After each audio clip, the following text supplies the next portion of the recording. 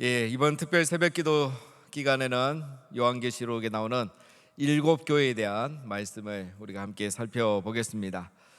여러분, 요한계시록은 초대교회가 가장 힘든 시간에 그러한 때에 주신 말씀입니다. 이때는 예수님의 제자들이 다 죽고 사도 요한만이 유일하게 살아남아 있을 때입니다. 이제 이 도미티아누스 황제가 사도 요한을 티리키에, 지금의 티리키의 저 남서쪽에 있는 밤모섬, 영어 이름은 펜모스죠.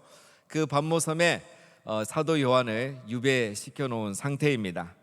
그러니 이때는 교회는 사도 요한이 걱정이 돼서 기도를 하고 있었고, 사도 요한은 이런 시대에 교회가 걱정이 돼서 교회를 위해서 기도하고 있었습니다. 사도 요한이 교회를 위해서 기도할 때 예수님이 사도 요한에게 보여주시고 말씀해 주신 것을 기록한 것이 요한계시록입니다. 그래서 요한계시록은 어려운 책이 아닙니다. 그 중에서 특별히 2장, 3장은 그 당시에 소아시아에 있는 7교회에게 보내는 예수님의 말씀을 기록한 내용입니다. 지도를 보시면 7교회는 여러분 소아시아, 지금의 티르키예죠. 티르키의 서쪽에 있는 도시들입니다. 교회들입니다. 이 7개에 보내는 편지는 왼쪽에 보이는 에베소, 이 에베소 교회를 시작으로 해서 시계 방향으로 위로 이렇게 올라가서 오른쪽으로 돌아갑니다. 그 순서로 편지를 보냈습니다. 자, 이 말씀은 여러분 소아시아에 있는 7교회에만 주는 말씀이 아니라 모든 시대의 모든 교회에게 주는 말씀입니다. 자, 오늘부터 우리가 살펴보면 아시겠지만 7교회의 각 상황이 사실 각 시대의 교회들, 오늘 우리 시대의 또 우리 교회 상황과 비슷하기 때문입니다. 자, 오늘은 먼저 에베소 교회를 통해서 우리에게 주시는 하나님의 말씀을 우리가 살펴보겠습니다. 자, 오늘은 에베소 교회인데요. 자, 에베소는 여러분 이 소아시아로 들어가는 관문 도시입니다. 그리고 우리 부산처럼 항구 도시예요. 그래서 로마로 가는, 이 아시아에서 로마로 가는 모든 배들은 에베소에 한 번은 정박하게 되어 있습니다. 그리고 이 에베소는 아주 유명한 신전이 2개가 있습니다. 하나는 아데미 여신을 모시는 우리가 아는 아데미 신전이 있고, 또 하나는 로마 황제를 숭배하는 로마 황제 신전이 있습니다. 이 신전이 얼마나 크고 유명하냐면 이 에베소가 이 2개의 신전으로 경제가 좌우할 정도로 크고 유명합니다. 그러니까 이 신전이 잘 된단 말은 다른 말로 하면 우상 장사가 잘 된단 말이죠. 바울이 이곳에 가서 전도할 때 일어난 일이 있었죠. 우리가 사도행전에서 살펴봤죠. 바울이 여기 가서 전도를 하니까, 복음을 전하니까 우상을 파는 사람들이 장사가 되지 않는 거예요. 그래서 소요가 일어나고 이 바울을 쫓아내려고 했었던 적이 있었습니다. 그 정도로 우상 장사가 잘 되고 이 우상 숭배가 심했던 곳이 에베소입니다. 이런 곳에 바울이 에베소 교회를 개척했고, 에베소 교회의 성도들은 이런 상황에서 신앙생활을 너무너무 잘했습니다. 우리 예수님께서는 에베소 교회가 이렇게 신앙생활 잘하고 있는 것을 다 알고 계셨습니다. 오늘 2절, 3절 우리 다 같이 함께 읽어보겠습니다. 시작.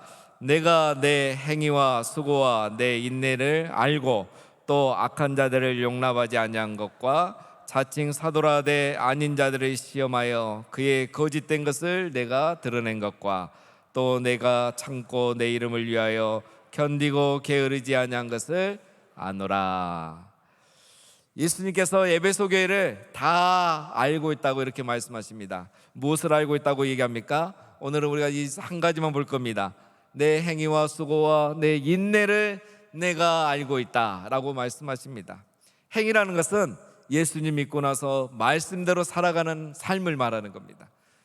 그리고 수고라는 것은 오늘 우리로 말하면 섬김과 봉사를 말합니다.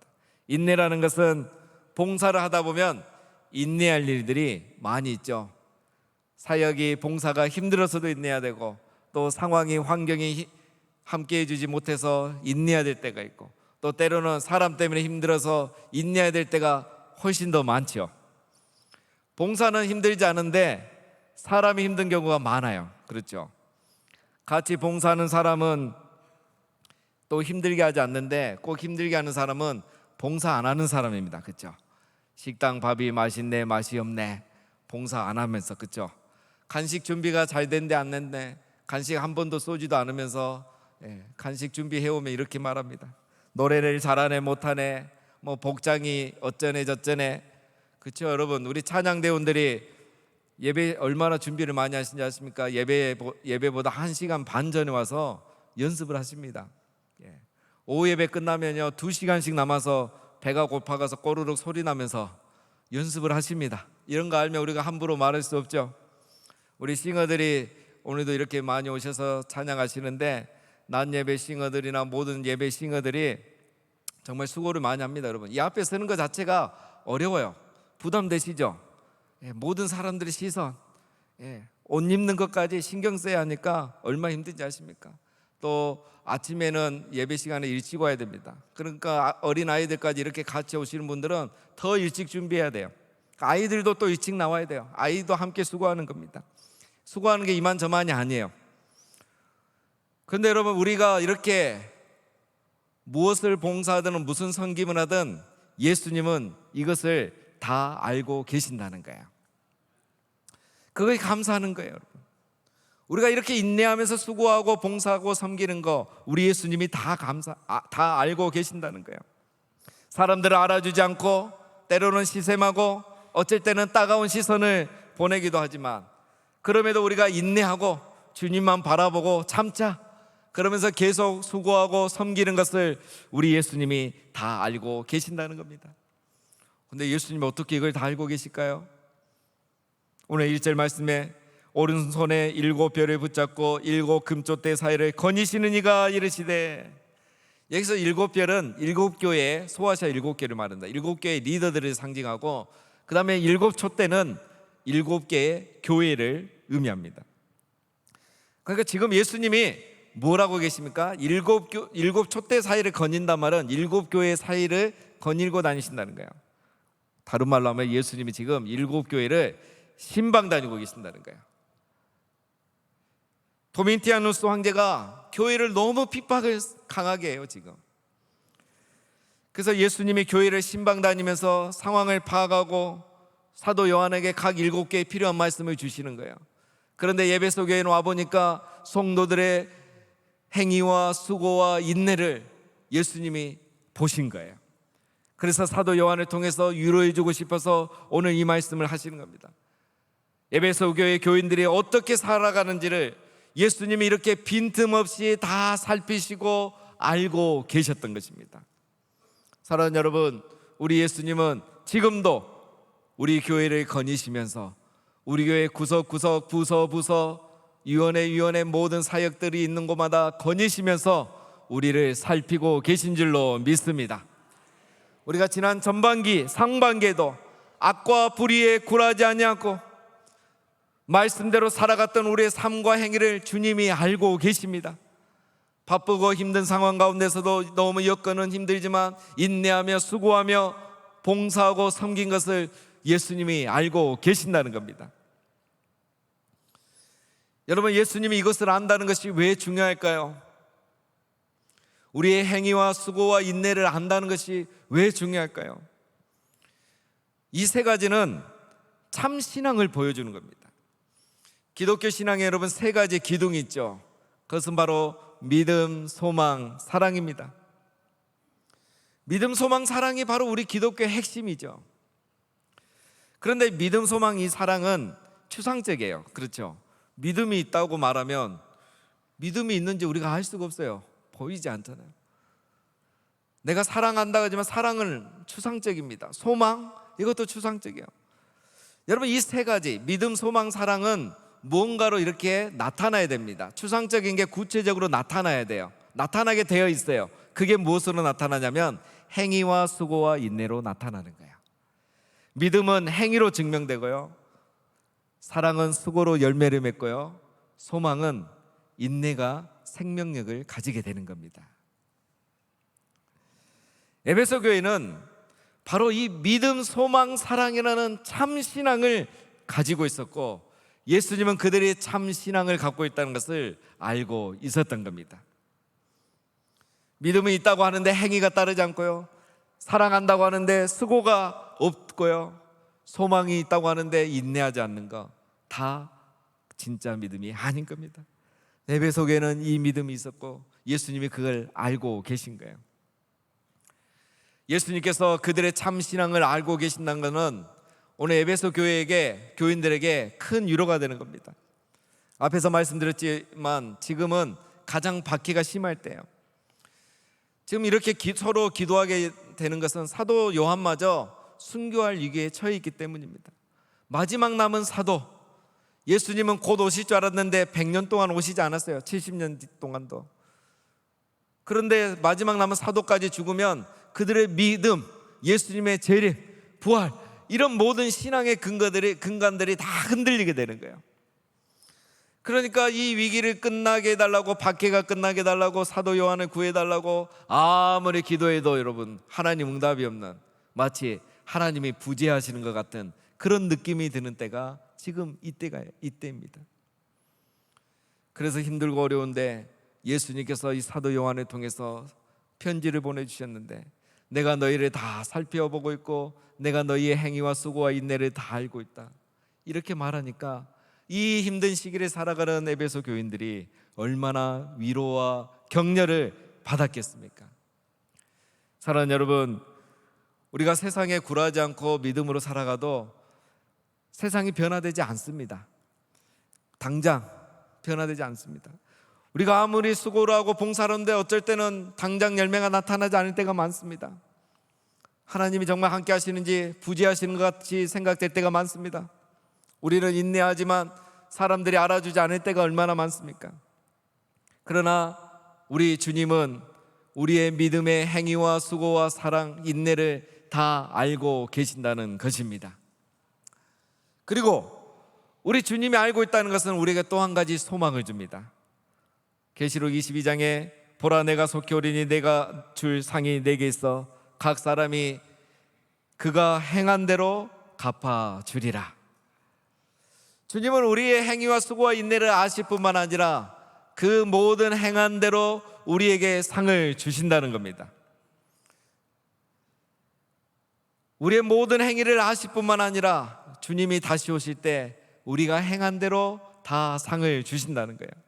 그러니 여러분, 당장 열매가 없다고, 알아주지 않는다고, 하나님이 함께 하시지 않고 부재하신 것 같지만 이 학기에도 하반기에도 힘을 내시고 여전히 우리가 믿음으로 살아가시고 또 끝까지 수고하며 인내하시는 우리 모두가 되시기를 주님의 이름으로 축원합니다. 올해까지만 봉사하고 내년에는 절대 안 한다는 생각 버리시기 바라십니다. 예수님이 상 주신다는데 예수님 오실 때까지 우리가 끝까지 해야 되지 않겠습니까? 예수님은 에베소 교회를 다 살피시고 잘 알고 있다고 하셨습니다. 그런데 여러분, 누군가 나를 관찰하고 있고 잘 안다는 것은 어떤 면에서는 너무 좋은 일이지만 어떤 면에서는 부담스럽죠. 위험합니다. 두려움이 되는 거죠. 왜냐하면 누구나 다 잘하는 게 있는가 하면 못하는 게 있지 않습니까? 예수님이 에베소 교회가 잘하는 것도 알고 있었지만 못하는 것도 알고 계셨습니다. 4절에 보니까 그러나 너를 책망할 것이 있나니 내가 너의 처음 사랑을 버렸느니라. 에베소 교회가 처음 사랑을 버렸다는 겁니다. 에베소 교회가 가장 중요한 걸 지금 잃어버린 거예요. 이 처음 사랑은 여러분 주님을 향한 사랑이고 또 동시에 이웃을 향한 사랑을 말합니다. 에베소 교회가 어쩌다 이리 됐을까요? 행위와 수고에 너무 열심을 내다가 주님을 향한 사랑을 잃어버린 겁니다. 이웃을 향한 사랑이 사라져버린 거예요. 여러분, 신앙에는 원래 시간이 흐를수록 좋아지는 게 정상이죠. 구주를 생각만 해도 내 마음이 좋거든. 이 찬양을 언제 불러도 감동이 나고 눈물이 나려고 하는 게 신앙입니다. 그런데 어느 순간부터 이 찬양을 불러도 감격이 없고 또 내 안에 사랑이 사라질 때가 있습니다. 여러분, 마르다 기억나시죠? 마르다가 주님을 얼마나 사랑했습니까? 그래서 처음에는 행위와 수고에 열심을 내서 우리 예수님을 섬기다가 나중에 사랑이 식어지니까 마음의 비난과 불평이 생기는 거예요. 행위와 수고에 열심을 내서 예수님을 섬겼는데 주님을 향한 사랑이 어느 순간 사라지니까 자기 가족을 향한 불평이 시작되는 거예요. 사랑하는 마리아가 불평의 대상이 되어버린 거예요. 여러분, 게으른 사람은 핑계대기 일쑤이고 열정적인 사람은 남을 비난하기 쉽습니다. 그래서 우리가 항상 조심해야 돼요. 어떤 사람은 게으르면서 봉사도 안 하면서 변명만 됩니다. 어떤 사람은 너무 열심히 해요. 너무 열심히 열정적으로 하다 보니까 자꾸 비난하는 거예요. 왜 그럴까요, 여러분? 이게 바로 처음 사랑을 잃어버리면 나타나는 증세입니다. 처음 사랑을 잃어버리면 이렇게 되는 거예요. 제가 결혼식을 하고 이제 폐백을 하는데, 이제 저희 큰형님이 저희 부부에게 덕담을 해주셨어요. 근데 원래 이제 우리 큰형님이 이렇게 뭐 말을 잘하시거나 많으신 분이 아니신데, 그날 말씀에 제가 굉장히 감동받아서 지금도 기억합니다. 무슨 말씀을 하셨냐면 한마디 딱 하시는 거예요. 앞으로도 항상 지금처럼 사랑하면서 살아라, 이 말을 하시는 거예요. 저하고 큰형님이 한 11년 차이 납니다. 제가 결혼하고 한 10년 사니까 형님이 왜 이 말씀을 하셨는지 알겠더라고요. 제일 어려운 게 처음 사랑 그대로 가는 거더라고요. 이게 제일 어려운 거예요. 그렇다고 여러분 제가 지금 문제 있단 말 아니니까 오해하지 마시기 바랍니다. 처음 사랑을 유지하는 거, 이게 제일 중요하고 제일 어려운 거더라고요. 여러분, 우리가 수고하고 봉사하는 거, 열심히 일하는 거 중요한데 이때 주의해야 될 것이 있습니다. 나도 모르게 어느 순간부터 일만 보이고 주님이 보이지 않고 사람이 보이지 않을 때가 있습니다. 이럴 때 나타나는 증상들이 있습니다, 여러분. 열심히 봉사는 하는데 뜨거운 기도가 사라질 때예요. 열심히 많이 봉사는 하는데 예배는 별로 중요하게 생각하지 않을 때예요. 회의는 열심히 하고 일은 열심히 하는데 내가 주님과 개인적으로 만나는 기도의 시간, 묵상의 시간이 사라지는 겁니다. 봉사는 누구보다 열심히 하는데 어느 순간 봉사하다 보니까 마르다처럼 자꾸 다른 사람에 대해서 비난하고 판단하는 일이 많아지는 거예요.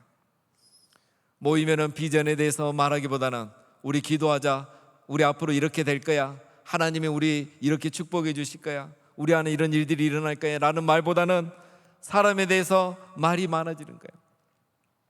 여러분, 왜 그렇습니까? 처음 사랑이 사라졌기 때문에 그래요. 주님을 향한 사랑이 사라지고 이웃에 대한, 성도에 대한 사랑이 사라지면 이런 증상들이 나타나요. 마르다가 그랬고 에베소 교회가 지금 그런 거예요. 이것은 여러분 심각한 일입니다. 예수님도 그래서 지금 심각하게 5절에 이렇게 이야기합니다. 그러므로 어디서 떨어졌는지를 생각하고 회개하여 처음 행위를 가지라. 만일 그리하지 아니하고 회개하지 아니하면 내가 내게 가서 내 촛대를 그 자리에서 옮기리라. 아주 심각합니다 지금. 그래서 처음 행위를 가지라, 처음 사랑을 회복하라. 그렇지 않냐면 내 촛대를 그 자리에서 옮기겠다, 이렇게 말씀하십니다. 여러분, 촛대는 제가 앞에서 교회를 상징한다겠죠. 촛대를 옮기겠다는 말은 이제는 교회가 더 이상 존재의 이유와 가치가 없어진다는 말입니다. 또 촛대를 옮기겠다는 말은, 이 촛대는 성전 안에서 하나님의 임재를 상징합니다. 성막과 성전 안에 금촛대가 있잖아요. 촛대를 옮기겠다는 말은 또 하나 의미가 있죠. 하나님이 임재하지 않겠다는 말이에요. 하나님이 에베소 교회를 더 이상 기름 붓지 않고 사용하지 않겠다는 거예요. 한마디로 여러분, 이 촛대를 옮기겠다는 말은 영적인 사망 선고인 겁니다. 여러분, 교회가 사랑을 잃어버리면 영적인 사망 선고를 받은 것과 같아요. 여러분, 우리 안에 사랑이 사라지는 순간 우리는 영적으로 사망한 것과 같다는 것입니다. 주님을 사랑하는 마음이 없이, 성도를 사랑하는 마음이 없이 하는 수고와 봉사에는 하나님이 임재하지 않는다는 거예요. 그것은 울리는 꽹과리와 같다는 겁니다. 여러분, 사랑을 잃어버리면 모든 것을 잃어버리게 되는 거예요. 우리가 보통 이런 말을 많이 하죠. 돈을 잃으면 절반을 잃고, 명예를 잃으면 많은 것을 잃고, 건강을 잃으면 모든 것을 잃는다. 근데 여러분, 여기 한 가지 더 중요한 게 있습니다. 사랑을 잃으면 정말 모든 것을 잃게 되는 거야. 사랑이 없는 곳에는 주님이 임재하지 않습니다. 사랑이 없는 수고와 행위는 주님이 기억하지 않습니다. 거기에는 상이 없습니다. 나에게도 유익이 없습니다. 사랑이 없으면, 그래서 내가 아무것도 아니라고 바울이 고백했습니다. 사랑이 없으면 모든 것을 잃고요, 사랑이 없으면 우리는 아무것도 아니게 되는 겁니다. 사랑이 중요합니다. 이제 그러면 우리는 어떻게 해야 되겠습니까? 오늘 5절에 보면, 다시 보면, 그러므로 어디서 떨어졌는지를 생각하고 회개하여 처음 행위를 가지라. 방법은 두 가지죠. 기억하고 회개하라는 겁니다. 기억하고 돌아오라는 거죠. 생각하던 말은 기억하라는 말입니다. 어디서 떨어졌는지, 처음 사랑을 잃어버렸는지 기억하라는 겁니다. 다시 말하면 주님을 뜨겁게 사랑했던 그 시절을 기억하라는 겁니다. 정말 성도를, 이웃을 뜨겁게 사랑했던 그 시절을 한번 기억하라는 겁니다. 여러분, 이 자리에 있는 모든 분들은 그런 시절들이 다 있으셨을 겁니다. 나 무엇과도 주님을 바꾸지 않으리, 찬양을 하면서 눈물을 흘리고 정말 예배 시간 기다려지고 예배 자리에 오기만 해도 행복했던 그 시절이 있으셨을 겁니다. 주님을 사랑하는 마음이 너무 가득하니까 봉사하는 게 즐겁고 더 하고 싶고, 봉사의 날이 기다려지고, 아무리 봉사를 해도 피곤치 아니하고, 함께 봉사하는 사람들이 너무너무 사랑스럽고, 봉사하지 않는 사람 비난하는 게 아니라 어이고 저 사람은 이 봉사의 기쁨을 누릴 수 없으니 불쌍하게 여겨지고, 그런 시절들이 우리에게 있었습니다. 예수님 오늘 우리에게도 동일하게 말씀하십니다. 다시 그 시절로 돌아가라고 하십니다. 그 시절을 기억하고 다시 그 시절로 돌아가라는 겁니다. 처음 사랑을 회복하기를 예수님은 원하시는 겁니다. 사랑을 잃으면 모든 것을 잃지만, 사랑을 회복하면 우리가 모든 것을 다시 기쁨으로 시작할 수 있기 때문입니다. 사랑이 중요하고 처음 사랑이 중요합니다. 여러분, 우리 예수님께서 부활하신 이후에 베드로에게 찾아가셔서, 베드로를 만나셔서 베드로에게 3번의 질문을 하셨죠. 내가 나를 사랑하느냐라고 3번을 물으셨어요. 한 번 해도 되는데 왜 3번이나 물으셨을까요? 베드로가 예수님을 3번 부인했거든요.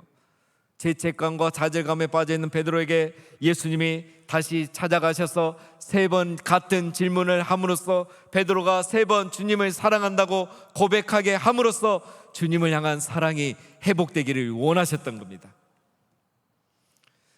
예수님께서 부활하신 후에 마리아를 만나셨습니다. 마리아에게 한 가지 부탁을 하죠. 마리아야, 지금 제자들에게 가서 제자들에게 갈릴리로 오라고 해라. 거기서 나를 볼 것이라고 말해라라는 겁니다. 제자들 보고 갈릴리로 오라는 거예요. 왜 그렇겠습니까? 예수님이 부활하신 몸으로 1초 만에 가서 만날 수도 있는데, 제자들은 지금 예수님 배신하고 다 도망가서요, 죄책감과 좌절감과 그리고 로마로부터 잡혀갈까 봐 두려움 가운데 있는 때였습니다. 예수님은 제자들을 다시 갈릴리로 부르셔서요, 처음 그곳에서 다시 그들의 처음 사랑을 회복해 주기를 원하신 겁니다. 예수님과 제자들이 처음 만났던 곳, 서로를 뜨겁게 사랑했던 곳, 처음 그 사명을 받았던 그곳에서 다시 처음 사랑을 회복하기 위해서 처음 만났던 갈릴리로 그들을 부르셨던 것입니다. 사랑하는 여러분, 처음 사랑은 이렇게 중요합니다. 예수님이 부활하시고 하신 사역이 처음 사랑을 회복하는 사역이었어요. 이 사역 회복하시고 다시 예수님이 승천하셨던 것입니다. 처음 사랑은 여러분 너무 중요합니다. 오늘 에베소 교회에게 이렇게 말씀하십니다. 너희가 처음 사랑을 회복하기만 하면 이기는 그에게는 내가 하나님의 낙원에 있는 생명나무의 열매를 먹게 하리라. 여러분, 생명나무는 어디에 있습니까? 창세기 1장에 낙원에 있잖아요. 에덴 동산에 있습니다. 그리고 계시록 22장에 보면 천국에 있어요. 천국은 다른 곳이 아닙니다. 영원한 에덴이에요. 이 7절 말씀은 천국에 가게 해주겠다는 말씀이 아닙니다. 천국은 이미 가지요. 제자들은 이미 믿음을 가졌기 때문에 천국은 보장되어 있습니다. 약속되어 있습니다. 생명나무의 열매를 주어 먹게 하겠다, 이 말은 에덴 동산을 회복하게 해주겠다는 거예요. 여러분, 에덴 동산은 어떤 곳입니까? 하나님이 임재하시는 곳이에요. 하나님이 함께 하시는 곳이에요. 그들이 죄를 범하고 아담과 하와가 에덴에서 쫓겨나는 순간 하나님이 함께하지 않는 것이죠. 에덴 동산은 하나님이 임재하시고 하나님이 함께하시는 것이죠. 생명나무의 열매를 주워 먹게 하겠다는 말은 하나님이 다시 에베소 교회에 임재하시겠다, 에베소 교회에 다시 함께하시겠다, 촛대를 다시 옮겨오겠다는 말씀인 겁니다. 사랑하는 여러분, 처음 사랑을 회복하고 우리 안에 사랑이 가득하면 하나님이 우리와 함께 하시고 우리 가운데 임재하시는 겁니다. 하나님이 함께 하시면 그곳이 에덴 동산이 되고 그곳이 천국이 되는 것입니다. 에덴 동산은 기쁨의 동산이라고 우리가 금요일 날 살펴봤죠. 처음 사랑을 회복하면 우리가 있는 곳이 에덴 동산이 되고, 내가 봉사하는 곳이 에덴 동산이 되고, 내가 일하는 곳이 기쁨의 동산이 되는 것입니다. 내 안에 사랑을 회복하면 하나님이 함께 하시고, 내가 무엇을 하든 어디에 있든 그곳이 기쁨이 넘치는 에덴 동산이 되고 천국이 되는 것입니다. 사랑을 잃으면 모든 것을 잃지만 우리 안에 사랑이 충만하면 어디에 있든 그곳이 에덴 동산이 되고 하나님이 함께 하시는 곳이 되니 우리는 모든 것을 다시 얻게 되는 것입니다. 사랑하는 성도님 여러분, 다가오는 하반기에는 우리 안에 주님을 향한 사랑이 가득하고 우리 성도와 이웃을 향한 사랑이 가득하기를 바랍니다.